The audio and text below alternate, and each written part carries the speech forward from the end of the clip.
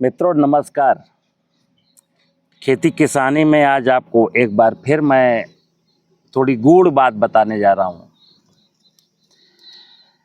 ये धरती है, आप सब लोग जानते हैं।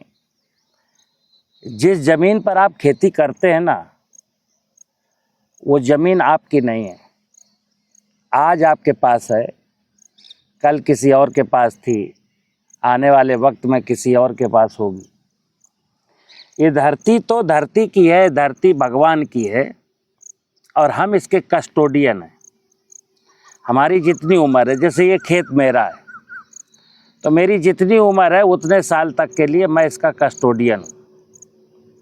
कस्टोडियन का मतलब होता है कि ये ज़मीन का इतना टुकड़ा भगवान ने हमको दिया है कि भाई ठीक है, तुम इसके बारे में ज़रा सोचो। हम क्या सोचते हैं कि इस ज़मीन से हम कितना लूट लें, इस ज़मीन के नीचे का पानी भी लूट लें, ज़मीन की फर्टिलिटी भी लूट लें, और जब ये लूट जाए तो फिर और लूट लूँ, फिर ना देने की सामर्थ्य हो तो फिर केमिकल डाल के लूट लूँ। आज देश में हम निजी स्वार्थ, अपने मनुष्य अपने निजी स्वार्थों की पूर्ति के लिए कुछ ऐसा ही कर रहा है। तो आप अगर परमात्मा पर यकीन रखते हैं, भगवान पर यकीन रखते हैं कि भगवान नाम की कोई शक्ति इस संसार में है, परमात्मा कोई वस्तु है, परमात्मा कोई शक्ति है, तो आप देखना जरा, इस धरती माता के ऊपर इतनी जिम्मेदारियां हैं। जो आपकी ज़मीन होती है ना, 5 एकड़ 10 एकड़ 50 एकड़ 2 एकड़, वो आपकी धरती इसलिए है क्योंकि आप भी उससे अपना भरण पोषण करिए। अन्यथा इस धरती के ऊपर बहुत सारी जिम्मेदारियां हैं। आज मैं आपको दिखा रहा हूं कि ये अमरूद का पेड़ है और ये घास उगी है।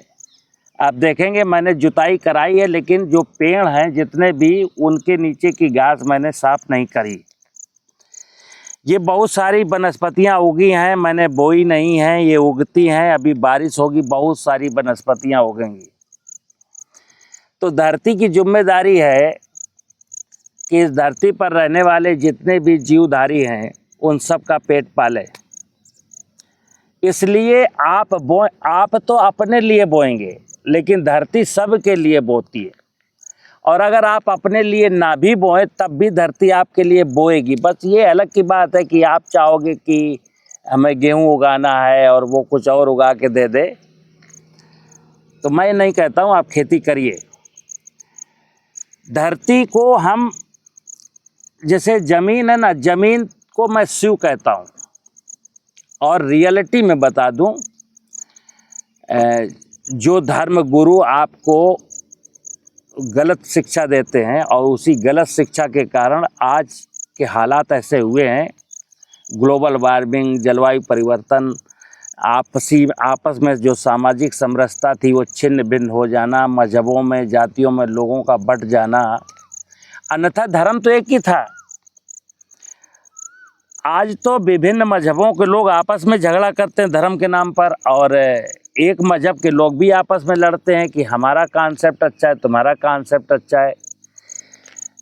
कॉन्सेप्ट एक ही है कि मनुष्य इस धरती पर मनुष्य बनकर के रहे, और मनुष्य बनकर के रहने का मतलब ये है कि सर्वे भवन्तु सुखिनः सर्वे सन्तु निरामया। तो मैं 2 चीज़ें आज आपको बताऊंगा, उनको ज़रा बारीकी से सुनना, हालांकि बार बार बताता हूँ। कई बार मेरे दर्शक कहते हैं सुशांत साहब आपके पास केवल उतनी ही बात है, तो यस, मेरे पास उतनी ही बात है। सत्य तो बड़ा छोटा होता है ना, एक्चुअलिटी जो है बहुत छोटा विषय है। और जब झूठ में जाएंगे तो झूठ कितना भी बढ़ाते चले जाओ, बढ़ाते चले जाओ, कोई सीमा नहीं है। तो सत्य मानव जीवन का ये है कि जिस जमीन पर आज मैं बैठा हूं उसको धरती कहते हैं। शिव का स्वरूप है धरती, और इस धरती के ऊपर जो उगने वाली नाना प्रकार की वनस्पतियां उनको पार्वती कहते हैं। शिव का प्राचीन नाम है आदि पिता सदा शिव। अनादिकाल से हमारा पिता है, और हमारा ही पिता नहीं है, हर जीवधारी का पिता है। और ये वनस्पतियाँ जितनी भी हैं उनको कहते हैं आदि शक्ति माँ दुर्गा। हमको दो चीज़ों पर ध्यान रखना है। किसान को खेती में अगर समृद्धि चाहते हो, अगर आप चाहते हो कि मैं प्राकृतिक खेती करूं, मैं धनाढ्य बन जाऊं, मैं उत्तम खेती वाला किसान फिर से बन जाऊं, तो बाजार की बहुत ढेर सारी बातों को मत मानना। बाजार में बहुत ढेर सारा झूठ परोसा जा रहा है। हमको अपने कॉमन सेंस के माध्यम से केवल इतना तय कर लेना है कि मैं आदि पिता शिव की पूजा करूंगा और आदि शक्ति माँ दुर्गा की पूजा करूंगा। पूजा का मतलब क्या है? आरती नहीं उतारना। आदि पिता शिव का मतलब है, देखिए आप पौराणिक कथाओं में सुने होंगे कि जब समुद्र मंथन से विष निकला तो शिव ने पिया।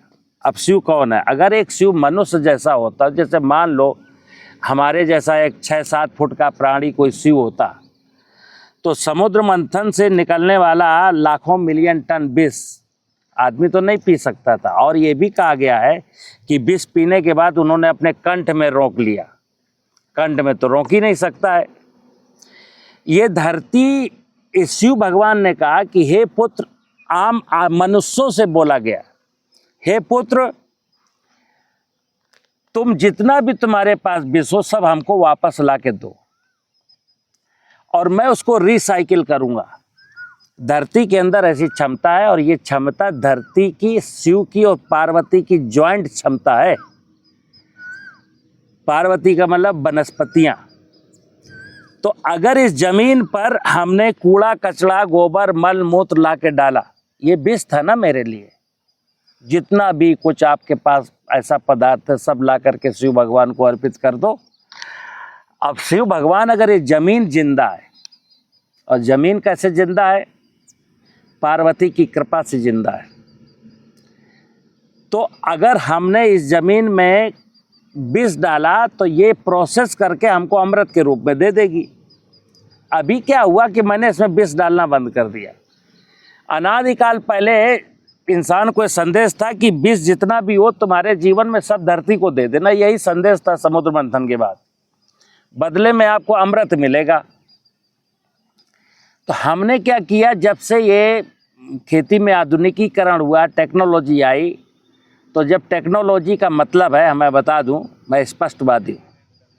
टेक्नोलॉजी का एक ही मीनिंग है, छल कपट पाखंड पूर्वक गरीब की जेब का पैसा कैसे अपने पास आए।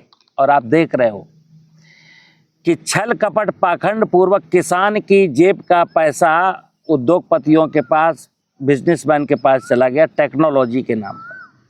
और ऐसा सिर्फ इसलिए हुआ क्योंकि हमने धर्म के मर्म को नहीं जाना। यानी ये शिव पार्वती की कहानी है या ब्रह्मा विष्णु महेश की कहानी, इसको मैंने नहीं जाना। तो मैं आपको ये बोलूँगा कि धरती की सुरक्षा कैसे कर सकते हैं, तो मैं आपको कुछ चीज़ें बता रहा हूँ। अगर आपके खेत में ढाल है, यानी स्लोप है, 1%, 1.5%, 2%, 3%, तो खेत के छोटे छोटे टुकड़े करिए और बेड़ बनाइए ताकि बारिश का पानी खेत में रुके। ये सूत्र बता रहा हूँ। अगर आपको आने वाली पीढ़ियों के उज्जवल भविष्य की चिंता है तो। और अगर ऐसा सोचा है कि हम तो डूबे हैं सनम, तुमको भी ले डूबेंगे, तो कोई बात नहीं। तो जैसे आप चल रहे हैं वैसे ही चलिए। लेकिन अगर आपको अपने बच्चों की चिंता है तो जो मैं बता रहा हूँ उसको सुनिए। तो अगर ज़मीन में स्लोप है तो उसके टुकड़े करिए और मेड़ें बनाइए ताकि बारिश का पानी रुके। खेत की मेड़ों पर पेड़ लगाइए, जितने अधिक से अधिक लगा सकते हो उतने पेड़ लगाइए। पेड़ों में आप चारे वाले पेड़ लगाइए, पशुओं का चारा मिले, आपको लकड़ी मिले, इमारती लकड़ी मिले, ऑक्सीजन मिले, पक्षियों को भी भोजन मिले, आपको फल मिले, ऐसे सब प्रकार के पेड़ लगाइए। बहुत सारे देश में किसान कहते हैं कि साहब पेड़ तो छाया मारता है। कितनी गजब बात है। पार्वती छाया मारने लगी। अब बताइए, जिसको पेड़ से नफरत हो गई तो शिव के साथ पार्वती नहीं होंगी तो क्या होगा? आप समझ सकते हो ना। राजस्थान के 70% एरिया में पेड़ नहीं है। क्या वहाँ का किसान बहुत धनाढ्य है क्या? वहाँ बारिश भी कम होती है, क्योंकि ब्रह्मा जी अपने कमंडल से जब पानी छोड़ते हैं तो माँ पार्वती के लिए छोड़ते हैं, ध्यान रखना। आप भी पी लेते हो उसी में से, वो बात अलग की है, लेकिन ब्रह्मा जी यानी बादलों से जब पानी बरसता है तो माँ पार्वती के लिए बरसता है। और मुझे पेड़ों से नफरत है, तो पेड़ों से नफरत नहीं करनी मित्र, क्योंकि पेड़ अपने आप में क्रॉप होते हैं, फसल होते हैं। आप कहते हो छाया मारते हैं, चलो परमात्मा ने इतनी अच्छी व्यवस्था दी, इतने सारी फसलें दी हैं, आप पेड़ों जहाँ छाया मारते हैं वहाँ आप हल्दी लगा लीजिए, अदरक लगा लीजिए, तो छाया में जन्म लेने वाली फसलें भी होती हैं। आप ये मत भूलिए, हमको केवल अपने कॉमन सेंस का इस्तेमाल करना है। ये तय करना है कि अगर पार्वती नहीं होंगी ना इस धरती में, तो आपका जीवन सुखमय नहीं बीत सकता है, आप कभी धनाढ्य नहीं बन सकते हो। तो प्राकृतिक खेती के अंतर्गत या रसायनों से मुक्ति पाने के लिए या बढ़ती हुई लागत को कम करने के लिए दो ही चीज़ों पर विचार करना है, बकाया सारे पंच महाभूत मिलकर के खुद कर लेते हैं। नंबर एक, धरती को कैसे उर्वर बनाया जाए। अब अगर खेत ढालू है, मेड़ नहीं बनाई है, बारिश का पानी बरस रहा है, और इस माँ ने जितना भी भोजन या निर्माण किया था, भोजन जानते हो सब हल्का लाइट वेटेड होता है, कार्बनिक पदार्थ हमेशा लाइट वेटेड होता है, तो वो रनाब के माध्यम से बह करके और कहीं चला जाता है। इसलिए माँ ने जो भोजन वनस्पतियों के लिए तैयार किया है वो बह करके बाहर ना जाने पाए, इसलिए मेड़ बनानी है। और माँ को, पार्वती को यानी वृक्षों को लगाना ही लगाना है। अब अगर वृक्ष लग गए और धरती में हमने कार्बनिक पदार्थ ज़्यादा दिया, तो आप देखना कितनी मुश्किलें आसान हो रही हैं। ये सारे कार्बनिक पदार्थ कहीं सड़ेंगे, धरती में मॉइस्चर बढ़ेगा, इसकी वाटर होल्डिंग कैपेसिटी बढ़ेगी। यानी कि धरती की ये जो ज़मीन है, ज़मीन की 3 प्रॉपर्टीज़ हैं। पहली प्रॉपर्टीज है बायोलॉजिकल कैरेक्टर, दूसरी है फिजिकल कैरेक्टर, तीसरे हैं केमिकल कैरेक्टर। आज क्या हो रहा है, बायोलॉजिकल प्रॉपर्टीज को मैंने डिस्ट्रॉय कर दिया केमिकल डाल करके, फिजिकल प्रॉपर्टीज को नष्ट कर दिया ट्रैक्टर चला चला करके। अब हम केमिकल प्रॉपर्टीज की टेस्टिंग करके किसान को बताते हैं तुम्हारे खेत में जिंक कम है। भाई जिंक कहाँ गया? कालांतर से जिंक की कमी नहीं थी, आयरन की कमी नहीं थी, किसी पोषक तत्व की कमी नहीं थी। आज क्यों हो गई? तो आज इसलिए हो गई क्योंकि आपकी सॉइल की biological properties and physical properties सब आधुनिकता में ख़त्म हो गई, और ये फिर से पुनर्जीवित हों, इसके लिए मैंने बोला नमी ज़रूरी है। आज कई किसान भाई हमसे पूछते हैं कि साहब ये बेस्ट मटेरियल खेत में जो पुआल है, पराली है, कैसे सड़ेगी? क्या बेस्ट डिकम्पोजर डाल दूँ, ये डाल दूँ, वो डाल दूँ? मैं फिर बोला हूँ कई बार, किसी भी पदार्थ को सड़ाने का कोई भी आइडिया मनुष्य के पास नहीं है। हम किसी रॉ मटेरियल को डिकम्पोज नहीं करा सकते। थोड़ी सी थोड़ा सा इन्हेंसमेंट, थोड़ा सा सहयोग कर सकते, लेकिन प्रॉपरली जो डिकम्पोजिशन का प्रोसेस है, सॉइल के अंदर एक इंडस्ट्री है, वो इंडस्ट्री है बायोलॉजिकल प्रॉपर्टीज की। यहाँ अगर केंचुआ होगा, दीमक होगा, व्यवस्था देखिए माँ पार्वती, इस माँ की या धरती की, केंचुआ हमेशा गीले पदार्थ को डिकम्पोज करता है। केंचुए का काम है कि अगर जैसे भूसा है, इस प्रकार का ये सब कुछ है, और ये नमी पाएगा, नमी पा करके ये मुलायम होगा तब केंचुआ खाएगा। एक दीमक भी है, दीमक इसको एज इट इज खा जाती है, जबकि दीमक को दुश्मन बता दिया गया। दीमक सूखे पदार्थ को, दीमक का काम है कि ये ड्राई अवस्था में भी ज़मीन में जो कुछ पड़ा है, जो ड्राई लैंड एरिया है, वहाँ कौन आखिर काम करेगा? तो प्रकृति का सिद्धांत देखिए कि वहाँ दीमक है, इस पदार्थ को दीमक डिकम्पोज कर दे, और अदरवाइज अगर गीला है तो केंचुआ हेल्प करेगा। रेस्ट ज़्यादातर काम छोटे छोटे माइक्रोब्स करेंगे। तो क्रॉप का ये जो पेड़ है ना, हमारा अमरूद का पेड़, इसको यूरिया, डीएपी, पोटास नहीं चाहिए। अगर इसको जीवांश मिल जाए ना, तो जीवांश इसका संतुलित आहार है। जीवांश का मतलब होता है मरे हुए जीवों का अंश।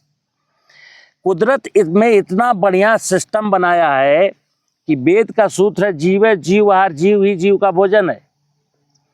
एक हम वनस्पतियां खाते हैं, फल खाते हैं, सब्जियां खाते हैं, अनाज खाते हैं, और अगर मैं मर जाऊंगा और दफना दिया जाऊंगा, मिट्टी में गाड़ दिया जाऊंगा, तो मेरे शरीर के अंदर जो जीव द्रव्य है वो ये वनस्पतियां खा लेंगी। जीवांश का मतलब है मरे हुए जीवों का अंश। ये वनस्पतियां, मैंने कई बार बोला, ये मांसाहारी हैं, सारी वनस्पतियां मांसाहारी हैं, लेकिन तारीफ देखिए किसी का शिकार नहीं करती। जब नेचुरली एक प्रकृति के सिस्टम के अनुसार जब कोई जीव मरता है, केचुआ मरे, दीमक मरे, चिड़िया मरे, कौवा मरे, कुछ भी मरे, या छोटे छोटे माइक्रो ऑर्गेनिज्म की जब सेल ब्लास्ट होती हैं तो उनके अंदर का जो जीव द्रव्य होता है वही जीवांश है। तो मित्र, मुझे उम्मीद है कि ये मैं जैसे कहता हूँ ये दर्शन का विषय है। दर्शन का मतलब है सबसे ज़्यादा पूजा आज की तारीख में भगवान शिव की होती है और माँ पार्वती दुर्गा की होती है, और तीसरे नंबर पर पूजा होती है गणेश की। गणेश का मतलब होता है ज्ञान। ज्ञान का मतलब होता है इस धरती पर शिव का और पार्वती का जो विहंगम स्वरूप है उसका अध्ययन। इसी जमीन के अंदर सारे मिनरल्स हैं, इसी जमीन के अंदर सारी धातुएं हैं, इसी जमीन के अंदर पानी है। अगर मैंने माँ पार्वती को, परमपिता शिव को कंसीडर कर लिया, इसको समझ लिया, तो 2.5 अक्षर प्रेम का पढ़े सो पंडित हो, मैं ज्ञानी बन गया। तो शिव की पूजा, पार्वती की पूजा और गणेश की पूजा, सबसे ज़्यादा पूजा इन्हीं की होती है। बाद में तो लोग लक्ष्मी की भी पूजा करते हैं। अगर शिव को नहीं समझे, पार्वती को नहीं समझे, गणेश का मतलब नहीं समझे, तो लक्ष्मी की पूजा तो हम जाने कब से कर रहे हैं। लक्ष्मी तो मेरे पास आई नहीं और ना आएगी। और अगर किसी बेवकूफ़ के पास लक्ष्मी आ भी गई तो दारू के ठेके में चली गई, गलत कामों में चली गई ना। तो मित्र, शिव को और पार्वती को, आदि पिता सदाशिव और आदि शक्ति माँ दुर्गा का मतलब है धरती और वनस्पतियाँ।